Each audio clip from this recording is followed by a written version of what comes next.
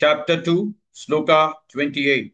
Avyaktadini bhutani, Avyaktadini bhutani, Avyaktadini bhutani, Vyaktamadhyani Bharat, Vyaktamadhyani Bharat, Vyaktamadhyani Bharat, अव्यक्तादीनि भूतानि व्यक्तमद्यानि भारत अव्यक्तादीनि भूतानि व्यक्तमद्यानि भारत अव्यक्तादीनि भूतानि व्यक्तमद्यानि भारत अव्यक्तादीनि भूतानि व्यक्तमद्यानि भारत अव्यक्तादीनि भूतानि व्यक्तमद्यानि भारत अव्यक्तनिधनान्येव अव्यक्तनिधनान्येव अव्यक्तनिधनान्येव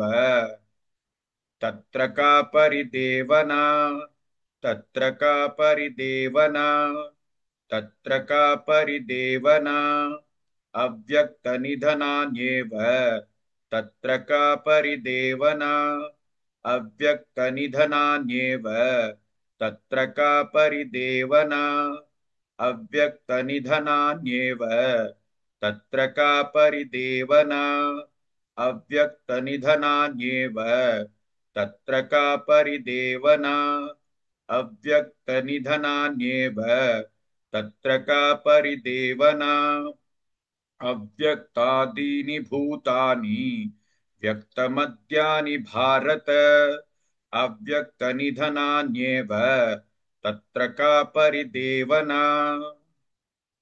Please like and share this video because you could be instrumental in helping someone around the world recite the Srimad Bhagavad Gita, thereby helping them to have a life of unending opulence, victory and prosperity.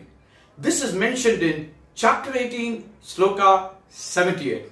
Yes, don't forget to buy my book, Leadership Can Be Child's Play. Namaste.